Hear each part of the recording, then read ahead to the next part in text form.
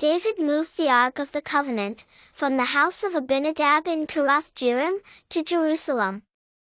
Though it made an unexpected 3-month stop at the house of Obed-Edom. When it finally reached Jerusalem, David placed it in the special tent he had prepared. After God had granted him victory over all the surrounding enemies and brought peace to the land, David desired to build a temple for the Lord. He expressed to the prophet Nathan, "Here I am, living in a magnificent cedar palace, while the Ark of God remains in a tent." However, God told David, "You shall not build a temple for me. Instead, I will establish a dynasty of kings through you. And one of your descendants will build the temple for me." David was subsequently told that his son, Solomon, will build the temple to honor God's name. David said, "My son Solomon is still young and inexperienced. And since the temple to be built for the Lord must be a magnificent structure, famous and glorious throughout the world, I will begin making preparations for it now." So David collected vast amounts of building materials before his death, including finished stones, iron, gold, silver, bronze, and cedar logs. He also gathered skilled stonemasons, carpenters, and craftsmen of every kind to work on these materials. Before he died, David told Solomon, "The Lord has chosen you to build a temple as his sanctuary. Be strong and courageous, and do the work. Don't be afraid or discouraged. For the Lord God, my God, is with you. He will not fail you or forsake you. He will see to it that all the work related to the temple of the Lord is finished correctly." Then David gave Solomon the plans for the temple, the courtyards, the rooms, the furniture, and the golden cherubim. David said, Every part of this plan was written under the direction of the Lord.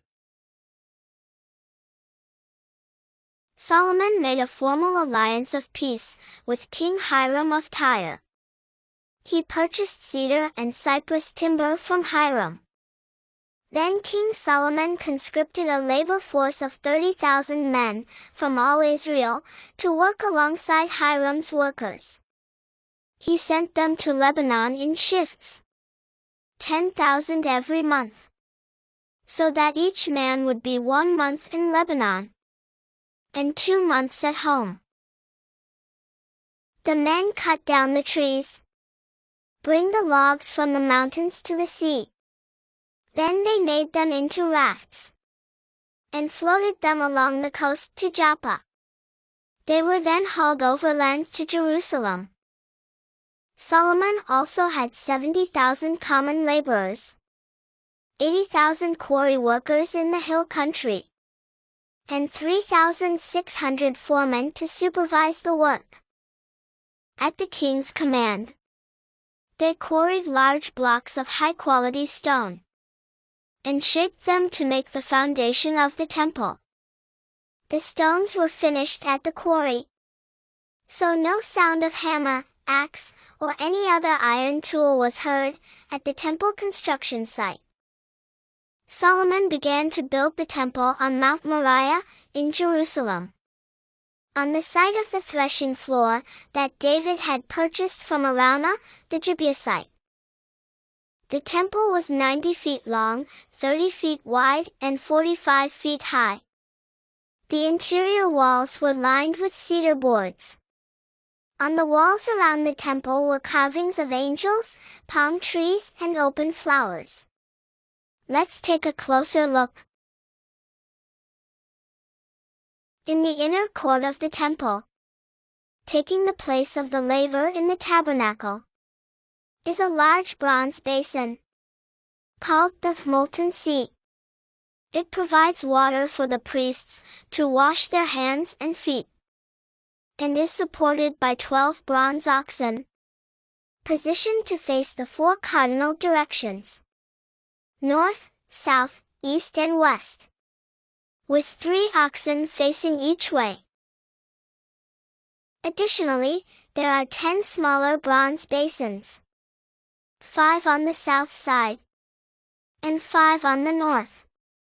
These basins, used for rinsing the parts of animal sacrifices, rest on square paneled bases, equipped with wheels. Their sides are adorned with figures of lions, oxen, and cherubim, and wreaths decorate the areas above and below the lions and oxen. The most prominent feature in the inner court is the altar of burnt offering, also known as the brazen altar, measuring 30 feet square and standing 15 feet high. It is accessed by steps leading up to it. This altar is used for the numerous animal sacrifices brought to the temple. At the entrance of the temple stand 2 bronze pillars, each 27 feet tall and 18 feet in circumference. The pillar on the north is named Boaz, while the one on the south is called Jachin. The capitals, or tops, of these pillars are shaped like water lilies, and are beautifully adorned with designs of pomegranates and interwoven chains. The holy place is paneled entirely with wood from floor to ceiling, and overlaid with fine gold, leaving no stone visible. The walls are decorated with intricate carvings of palm trees, cherubim, chains, gourds and open flowers. In the holy place are the golden altar of incense, 10 golden tables of showbread, and 10 golden lampstands, 5 on the north and 5 on the south.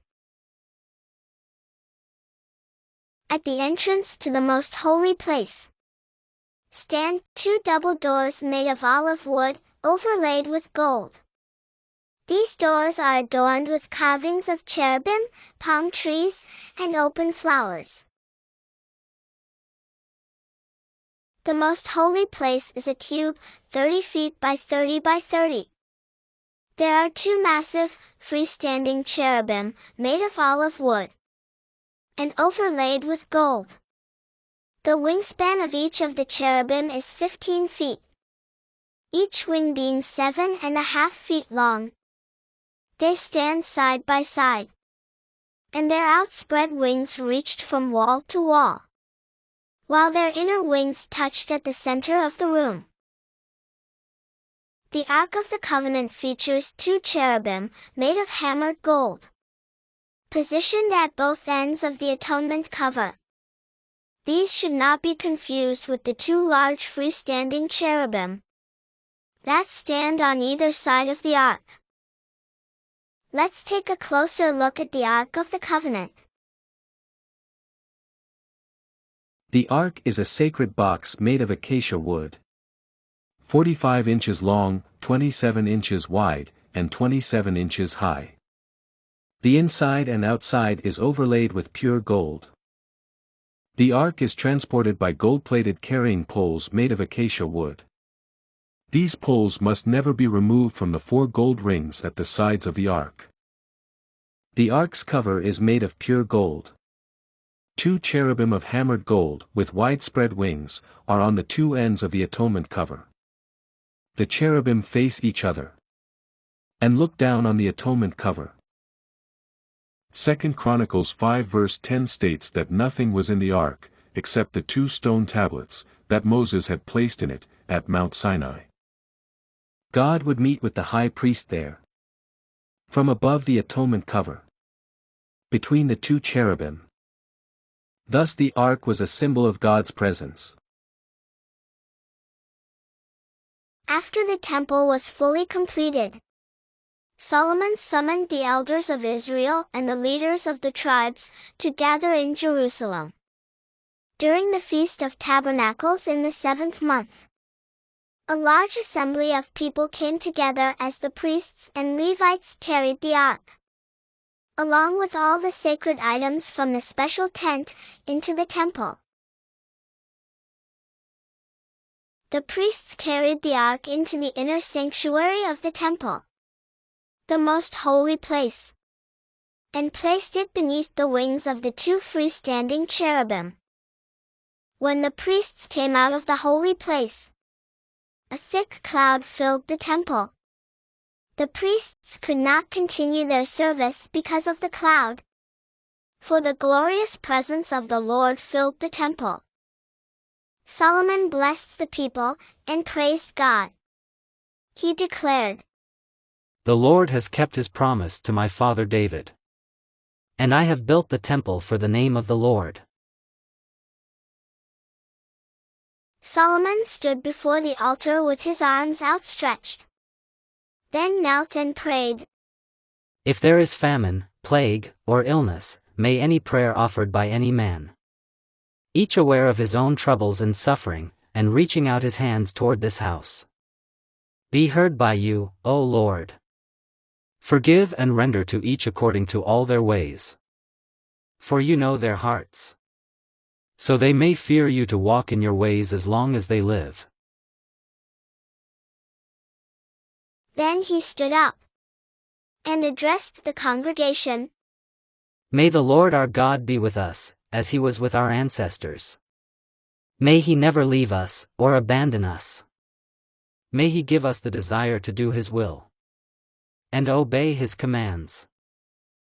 Then the king and all the people offered sacrifices to the Lord, 22,000 cattle, and 120,000 sheep and goats. And so the king and all the people dedicated the temple of the Lord. The celebration went on for 14 days in all. 7 days for the dedication of the altar, and 7 days for the Feast of the Tabernacles. After the festival was over, Solomon sent the people home. After that, God appeared to Solomon and said, I have heard your prayer and your petition. I have set this temple apart to be holy, and I will always watch over it, for it is dear to my heart. As for you, if you obey me, then I will establish the throne of your dynasty over Israel forever. But if you or your descendants turn away from me and worship other gods, then I will uproot them from this land, and this impressive temple will become a heap of rubble.